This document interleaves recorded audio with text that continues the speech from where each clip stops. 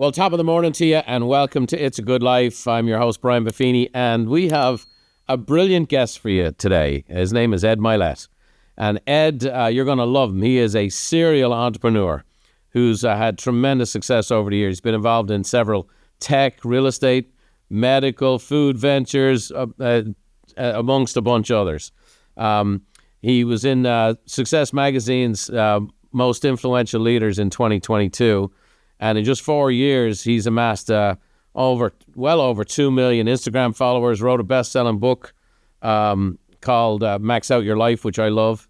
And then he started the Ed Mylett Show. And so, in fact, we're real excited. We're so excited. He's one of the most in-demand speakers. You guys know we're booking speakers over the last 30 years. And it's taken me a long time to get this guy. I feel like I just got Luka for the Lakers here. Is that the out of shape April part? 30th. The injured and out of shape part, yeah. No.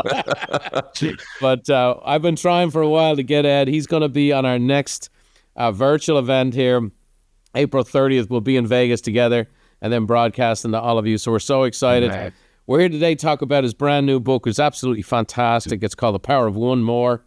It's the ultimate guide to happiness and success. Big, long intro there, Ed, but I wanted to kind of give the folks a bit of the story. Just to touch on it, thanks so much for being on the show today. Brian, great to finally do this, and it's the all-time best opening music of any show I've ever been on before, so this is awesome. Thanks, bud. That's our own music. One of our producers, you met Mr. Lally, him and his band. That's awesome. They've opened up for some big acts, so we got a little Paddy power as well. Great. Speaking of power, the power of one more. Yeah. I love the story where it came from. Maybe you could just share with the folks listening in where this all came from. My dad. I was raised by an alcoholic, drug addict. My dad was a dude's dude, man. He was one of those guys, I don't know if he was raised by one, but I've seen my dad in a bunch of fights, and seen him drunk, my gosh, I don't know, several hundred times. And it became a real problem in our family. Long story short, I'm 15. And I'll never forget it. We were driving to a Little League baseball game on Diamond Bar Boulevard in Diamond Bar, California. My dad pulled over right before we got to the Little League field. He was crying. My dad was not a crier. And he started to talk without looking to me. And he said, "Eddie, I'm going to try to get sober." And then he looked at me and he said, "One more time." And that changed my life and his. And I said, "What, Dad?" He goes, "I'm going to try to get sober one more time. I'm going to give it one more try." Just kept hearing these one mores. And then he went away to rehab. And he came back, and I remember saying, "Dad, are you never going to drink again?" And he goes, I can't promise you that one, man." He goes, "What I can promise you is I'm not going to drink for one more day at a time." And my dad ended up stacking up those one mores the rest of his life. 35 years of sobriety, never drink again any day of his life, but he did it one day at a time, and he did it by having one more try. And it's become a constant theme in my life, the power of one more. And the book, by the way, has two, a long answer, but the book has really two connotations. One is that, and the other is this like overall belief I have that you're one more decision away from changing your own life. You're much closer to changing your life than you think you are. You're one relationship, one new event, like what we're going to do together, one speaker, one new thought, one new connection, one new decision away from changing your life. And so I sort of merged those two concepts into one book. How has it shown up in your life? As far as, you've been this entrepreneur, you built companies, sold companies, done great, made a lot of money. Yeah. How does that one more show up for Ed Mylett? It's a great question. One of them was early in the business life, 3 or 4 years in, I was going to quit. And I probably should have. I think a lot of people even listening to this, especially, and by the way, of all the businesses I've done pretty well in, real estate, I would say is number one. And like most wealthy people, there's some correlation or connection to real estate. And but anyway, I was really struggling, and probably factually should have quit. And my dad called that night, and he's like, "Hey, pretty bad?" I go, "You can't even imagine." And he goes, "You gonna quit?" I go, "I think I should." And he goes, "Yeah." My sober dad was different. He goes, "Yeah." He goes, "Yeah, maybe you should." He goes, "Why don't you do this? Like, just don't quit for one more day. Wow. Just see how you feel tomorrow." He goes, "You don't got to decide you're never gonna quit. Right. Just like, don't quit for one more day. See how you feel tomorrow." Next day I woke up, I still wanted to quit, but maybe like 1% less, and that altered the direction of my life. If I had quit that day, I wouldn't have reached millions of people. My family legacy would be completely different. I would feel different about myself. So that one more showed up there. And then to be really honest with you, I've just made a series of decisions, and I have proven to be not the smartest person in the room, but I've been one great hire away, one great recruit away in most of my businesses, one great business partner away. I'll tell you a crazy story. I was given this talk not that long ago, and a friend of mine said, hey, this guy has been wanting to play golf with you for a long time. He's talking about the ultimate one more. Didn't really want to play with this particular guy, not because I didn't like him. I didn't know him. My partner flaked that day. I go to the first tee. He goes, man, I can't wait 5 hours with you. I've got so many questions for you. I go, that ain't going to happen. We're going to talk about you. And he tells me on the first tee box, Brian, he goes, well, I can tell you my whole wealth story in about 1 minute. I said, give it to me. It's a true story. He goes, 1984, a guy asked me for a loan of $100,000, me and my best friend. I loaned the guy the $100,000. He said, a week later, my partner got cold feet. He got his money back. I started to get my money back. The guy goes, I'll give you a little equity in my company. He goes, that one loan turned into almost $800 million for $100,000. And I said, who in the world did you loan this money to? He said, Jeff Bezos. And so he was one transaction away from completely changing his life. Right. And so you never know when that one's coming, but life's a lot different when you look for it. Right. And you're not oblivious to the fact that it exists. You're one new investor. You're one new partner away from totally changing your life. And life is very different when you're a person who knows this truth and you're looking for those one mores, as opposed to being oblivious to it and missing them when they're all around you most of the time. It's fabulous stuff because, again, I'm at this a long time, whether Zig Ziglar's, Jim Rohn's, Lou Holtz's, whoever I interview, the amount of people it comes down to not giving up and that language of hope. And I really believe, in the faith communities, AA gets hammered in this way and that way. But if you think about the genius of one day at a time, the absolute genius of that breakthrough that those guys came up with all those years ago. And again, one day at a time, you really can, it's the language of hope because you can do anything for one day. You can do anything for one day. That's you just correct. Suck it up, figure it out. Yeah, okay, I can do this for one day. And then, good ideas get better over time. You get a bit of momentum. Next thing you know, you're right there. Brian, I got to tell you, I think there's two geniuses about AA, by the way, and I have some questions about it myself. Yeah. The one genius is what you just said, is that when you're looking at life, like climbing the mountain is audacious. It's huge. Like one climb at a time, right? One day at a time. Becoming a professional athlete is difficult. It's one ground ball at a time. It's one BP session at a time, right? My son's a professional golfer. You should tell him, Max, it's one practice round at a time. It's one shot at a time. It's a fact. The other thing, though, that AA has that people underestimate is what you provide, too. And I'm not just saying this because I'm on your call. It's the community part of it. It's the associations. It's the relationships you build. It's that we're in this together, especially the real estate space, with the coaching that you do. You feel very alone when you're in this industry, in this space. And imagine trying to get sober all by yourself, left to your same thoughts, your same devices, the same 2 or 3 people you used to drink around are still around you. But now you've joined a community of people that are trying to at least aspire to do what you're aspiring to do. Right. And to me, those are 2 of the big geniuses, the third of which, in AA, that I love, is having the discernment to understand the things you can control and the things you can't. And the things you can't control, give it up to your higher power. In my case, that's Jesus, right? Like, just, Lord, this is yours. You got to handle this for me. The unbelievable peace that comes with understanding that. And so there's a lot of genius with that program that Bill W., the famous Bill W., started. Right. You could have your criticisms. Is it smart to call yourself that which you don't want to be anymore? We could argue all of those things. But I know this, one day at a time, the community, giving things over to a higher power, transformed my father's life. Yeah, it's beautiful. Beautiful. Yeah, well, we built our whole business around it. We have small groups like a mega church. So we have hundreds of small groups that meet every month. Yes. And, just because you got to take the self out of self-employed and you got to take the self out of self-help, which why we need books, why we need to go to events, why coaching works, and why also building yourself a community, being part of a community. There's a couple of specific topics, I like, you're a master motivator. You got great life experiences from, going to try to be a pro baller all the way to being great at business. You're a great motivator. You got the voice that's perfect for this medium today.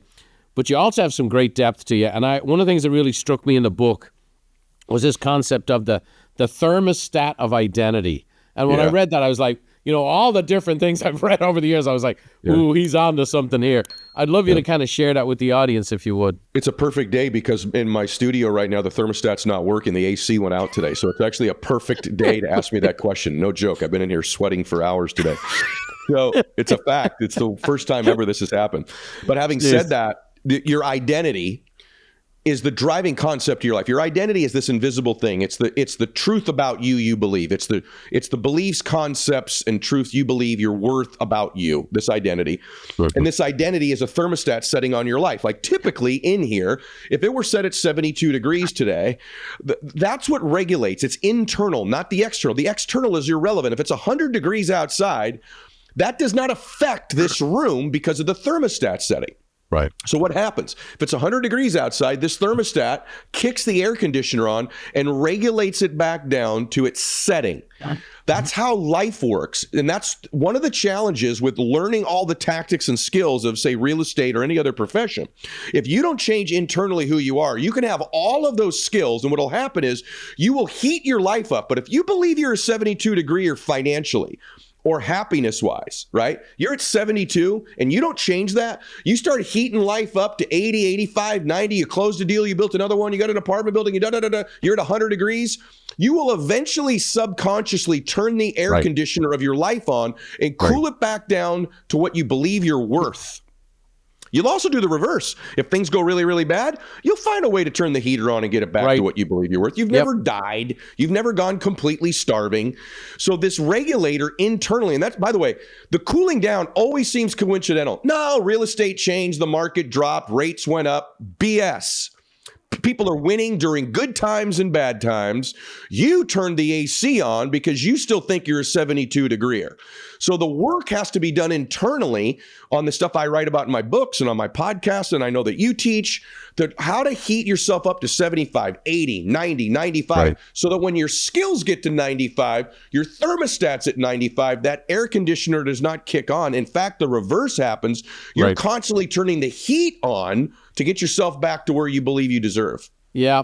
And also community plays a huge part in that, right? The science is homeostasis. We're like homing pigeons. We want to go back to what we know. And, you know, your son's a golfer. I hear you're a golfer. I'm Irish, of course, I golf. And, you know, it's like the guy, he's a 7 handicap who shoots 36 on the front 9. And it's almost like guaranteed he's shooting 45 on the back. You know what I mean? It's like, I'm used to shooting 81, and he finds a way to do it. Or he shoots 50 on the front, and he has a great back 9. Why? Because we have this point of reference. And I've told people this many times, you know, I came to America with $92 in my wallet, and I had a chance to build my fortune.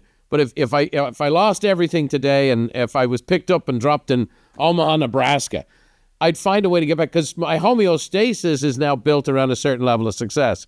Yes. And so you just have to find that. And that's what the thermostat is to me. And in contrast to that, most people are a thermometer, right? They just go up and down. When it's hot, they're hot. And when it's cold, they're cold. When the market's hot, they're hot. When it's cold. And we've seen this. We've seen this with COVID, right? All the free money and all the stuff in the system, the savings rate was at an all-time high. When the interest rate was 0 and you got no money for having money, everybody had savings. Now nobody has any money when the savings rate are at an all-time high. And so it's just that most people are this thermometer. I just think this concept, and it's beautifully done in the book, this thermostat of identity. Thank you. It's really well done. I think it's the kind of thing, though, that people can think about it, because every day in their life they walk into a room that has a thermostat in it. Yep. By the way, your point on the golf course, by the way, better analogy. I love that, because I've proven it many times where I've shot 34 on the front. I'm going to shoot 48 on the back to get this thing back to who I really am. But the other part that you said that's really true is community. And the book I talk about, there's a trilogy of identity. First is faith. Faith, no matter what your faith is, how do you believe you come from an almighty, powerful God who holds you in the palm of his hand, and you're a 72 degreer? So that's one. The second one is intentions. Not enough people give themselves credit for their intent. When I was very young, I met Wayne Dyer. You're talking about all the icons. Oh, yeah. Wayne became a dear, dear friend of mine. And when we met the first time, after a couple hours, we were on the beach together. He goes, Ed, I think you're going to change the world. And I'm like, I'm sure he said that to everybody. But to me that day, he had never said that to anybody but me. Right. And he goes, and not why you'd think. It's not that voice. It's not the fact that you're a great communicator. He goes, Ed, I just think you really have beautiful intentions. And he goes, Ed, if you're always chasing your ability or your results to get confidence, you'll be chasing your tail all your life. He said, Ed, if you just generate your confidence from your intent, you intend to help, you intend to make a difference. Link your confidence to your intentions because you know that's true about you. Happened to be at that time he was writing a book called The Power of Intention. Yeah, right. I've never forgotten that. When I walk, even at your event, when I walk in, it won't be that I'm like, oh, I'm an amazing speaker. It'll be my intent is to serve. Right. My intent is to make a difference. I'll be overflowing with confidence. And then the third element of that trilogy is what you said, association. If you're an 18 handicapper, golf's a perfect example. I can promise you, if you're playing with 3s and 4s every day, they are going to get you down to a 14 or a 15 simply by watching their tempo of their golf swing, how they approach their putting, how they practice and warm up. Their overall, you're not going to get to a 3 or a 4, but they're going to make you a better player. Right. By the way, consequently, also true, as you know, if you're a 3 or a 4 and you stop playing against great players and you play every day with an 18, you go up. And that's the power of association. So you're 100% true. So the trilogy of identity is faith, intention, association. That's beautiful. I love it. Great trilogy. Well, I grew up in Dublin, Ireland, and I'm a house painter's son. We were poor as church mice. I came to America, awesome. $92 in my wallet.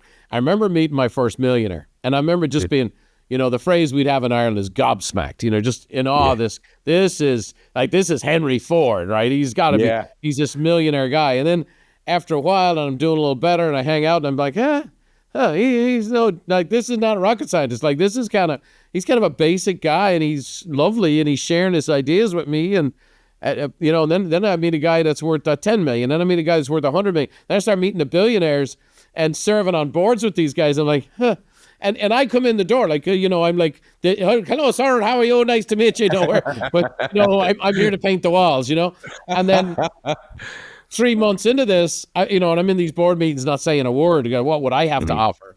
And all of a sudden you start to see, and it's like, hang on a second here. There's definitely some sharpness. You go up, you see the sharpness of the skill. You see the sharpness of the delivery. You see the sharpness in the execution. But just very ordinary people who've honed their craft. And they're used to being around one another.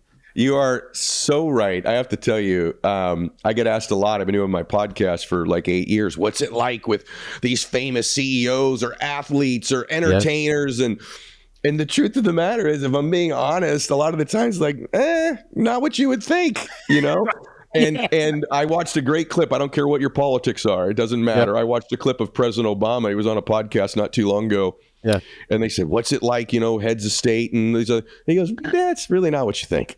And it isn't. I wish everyone could meet mega successful people because then they'd realize, I could probably do this too. Yeah. They usually have tapped into one of their superpowers. Yeah. Or they've made one decision that changed their life. And you're right. There are some people you meet, you go, I get it. Boy, that is obvious. This person's brilliant, or they refine this strategy. But by and large, that is not the case with most people that are successful. Well, you look at, you said you just spoke with Magic Johnson. So we've had a relationship with Magic for years. Yeah. That guy behind the scenes, special. That guy working the crowd. That guy gives great energy. That guy, he's sitting there watching the other speakers trying to learn, and he's trying to grow. And here's a guy that, he went to Howard Schultz while he was playing, going, listen, I'm not going to play forever. There's a guy that bought Starbucks and was standing out after church on Sunday, handing out coupons for people to go to his Starbucks, and then handing out coupons for people to go to his movie theater. And everywhere he goes, he gives great energy. And you meet those guys, it's like, okay, you deserve to be a billionaire. You deserve to be that. Yep. And what's great is on the same agenda as me. I'm 5'10", he's 6'8". Right?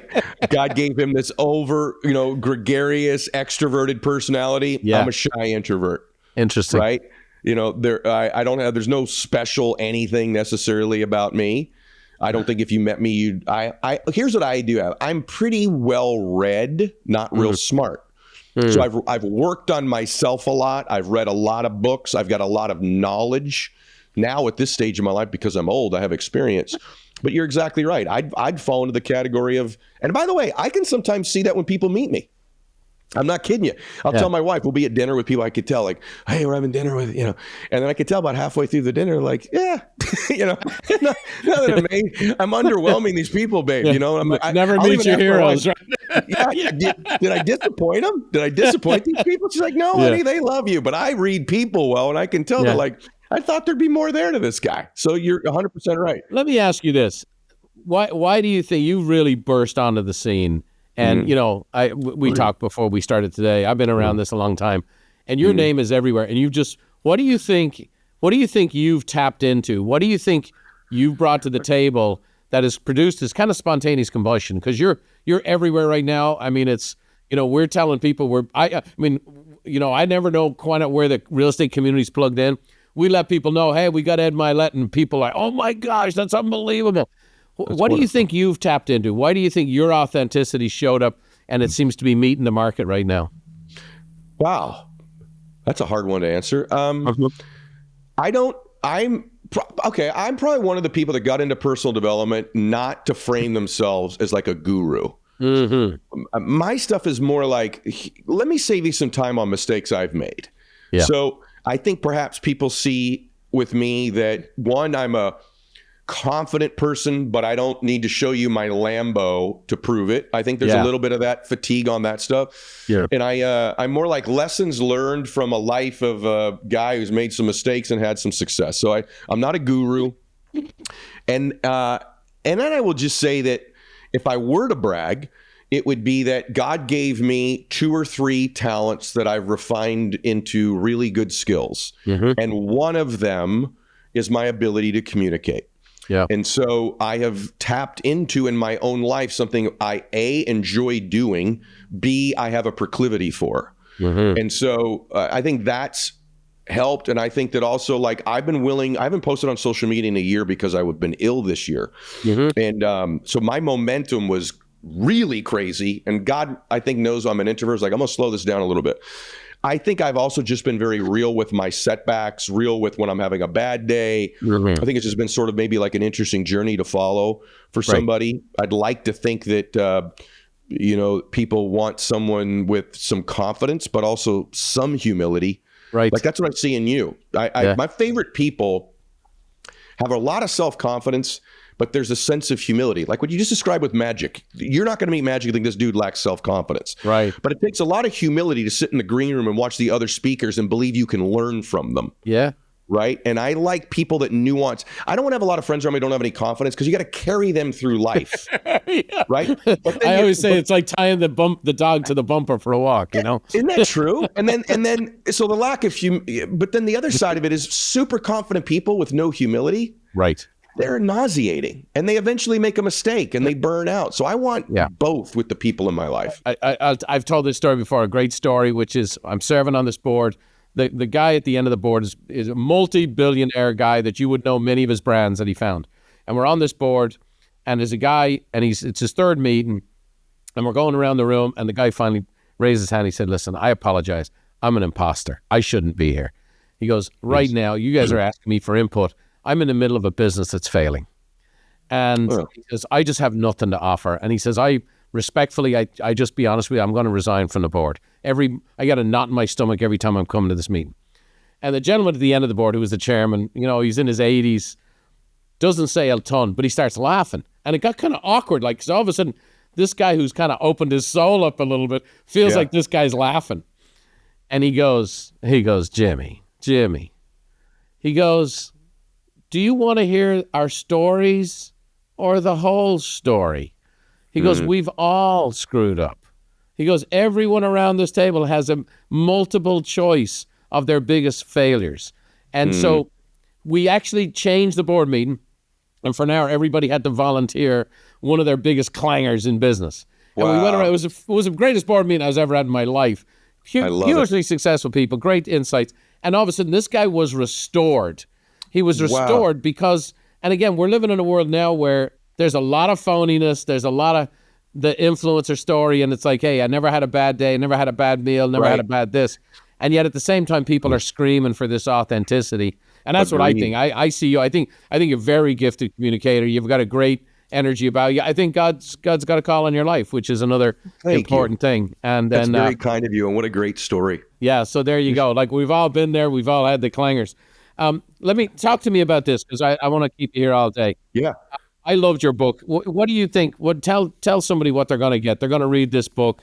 Everybody's got a book, but this one just kind of slapped me upside the head a little bit. What do you think people are going to get from this when they read it? It's about 10 books in one book. I'm not an author. I'm not a, I'll be honest with you, I'm not a great writer. When you read the book, you're not going to get the most perfect grammar and beautifully flowing sentences. And I didn't want to write a lot of books. So I put a lot in there. So there's a whole chapter on how to change your identity. There's leadership. There's influence. There's how to find equanimity and peace. Right. There's how to, create bliss in your business and your company. There's a lot in there. Then there's a chapter at the end about my dad. And so I just like kitchen sink this book. It doesn't even make sense when it flows. What's good about it is you can pick up any chapter and just read that chapter, because it's not connected to the one before it. But it sold 1 million copies its first 3 months. It was a bestseller by a mile. It's a deep book. My favorite book of all time is the Bible, but my favorite business book of all time is Think and Grow Rich. Yeah. My bone to pick with Napoleon on that, if I could talk with him, is you don't just think, though, to get rich. You have to do things. Right. And so I kind of thought I wrote a book, or hope I wrote a book that's like, think and do rich. Yeah. And so it's a high detailed book. You'll get a lot out of it. I'll just say this. I don't want to sell my book. I'm tired of reading the same book. You know what I mean? Sure. It's the same book, every book. Yeah. And so this is not that. I think you'll get a lot out of it. Well, I love that. Obviously, look, I've been on the road doing speaking for 30 years, and I've told people as a writer, I'm a great speaker. And, but I found this book to be like, I would put it down and then I'd go for a hike. Yeah. And there was a concept that I have pages of notes here sitting in front of me. I could do a 2-hour interview with you, but I would find myself chewing on the concept, whether it be identity, whether it be being the one, all the different concepts that just, the difference between dreaming and doing, all these different concepts that are really kind of built in there. The difference between our goals and our standards. That sounds kind of boring. I would say that concept I've instituted into my own company, which, I have a pretty good sized business. And I'm like, hey, we have all these goals. Where's our standards at these days? And, so here's what I think. I think it's actually a thinking and doing man's book and woman's book. It's great stuff. And again, the audience knows I don't endorse very much, but I'm fired up to endorse it. I think it's great. I actually loved your Max Out book as well. Thank you. So, very nice of you. You're better at selling my book than me. Well, here's the thing. Sure. When I'm sold on something and someone, I get very sold, and that's why I'm excited for you to come to our event in April 30th. I'm just like, wait till people get a load of this guy. I mean, we're creating. We did one at the start of the year called Kickstart. This one's called Motivate, and I just think people need some juice. And right now, the market's about to turn. We have a new administration. Yes. There's all kinds of things taking place. And there's some legacy. There's high interest rates, tough market conditions, those kinds of things. And if people just persevere, if they can get a little juice, and I think it'll be perfect when you show up to get people to persevere. Because I think if people can get to the third quarter, that one more is the third quarter in real estate, because it's coming. And you got to do all this groundwork. I'm curious, if you don't mind me asking you. By the way, I want to say one thing before I ask you. I'm really looking forward to this. Yeah, I really am. Great. I told you it's my birthday weekend, and I always do my best, but I feel I just like you so much. Like I'm gonna bring my A game, you guys. I'm curious though. Third quarter, do you just feel that way because maybe some of the monetary policy and stuff is going to be changing by then, and you just feel like there'd be more momentum? Yeah, there's huge pent up demand. I mean, the thing is, people, real estate is based on lifestyle, right? You get, people get married, people have kids, people they downsize and move out of state. I mean, they're moving out of blue states to red states and things like that. So there's this huge pent up demand. There's 7 million people retiring in the next 18 months. There's 7 million babies being born. So you have all this life going on. You had people who got into 3%, 4% mortgages, and they said the house no longer works for them. It hasn't worked for them in 2 years. but you don't live in the rates. So there's all this pent up desire to move. There's all this pent up demand to make a change, and it's been held off because of high interest rates and low inventory. And what's happened is the inventory's starting to creep up. I know you're right there in Florida, starting to creep up in certain parts of Florida and other places, right? And here it is. And so, but I actually believe the current administration is not focused on the Fed. They're focused on the spending. And if they show a plan with Elon Musk to bring down the expenses and show that they're going to balance the budget, the bond market will react, the rates will adjust, and you'll have the healthiest adjustment, and then Katie bar the door. On the top side, because I'm involved in some businesses at this end, mergers and acquisitions have been stopped for the past 2.5 years. So mergers and acquisitions are going to come down from the top end into the middle end. The real estate rates and markets are going to grow up, and I think you're going to see a balanced budget. And I think I'm actually very optimistic. I mean, it's whatever people's politics are, how you can bitch and moan about Elon Musk, the smartest guy in the world right now, cutting expenses. I don't see any way there's any logic to that. That's just politics and people's preconceived ideas. If we stop wasting money and get hold of that, and then we grow the economy at the same time, Katie bar the door. And I believe it's going to show up in the rates in the United States in the third quarter. So what a great description, by the way. That was really good. You got me. Also, by the way, I agree with you on Musk. The other thing I would just say too is I just think consumer optimism matters in driving the economy, and you can just feel there's people from both parties. There's an optimistic outlook on where things are going to go the next few years in the country, and that's when people start spending money again and investing money.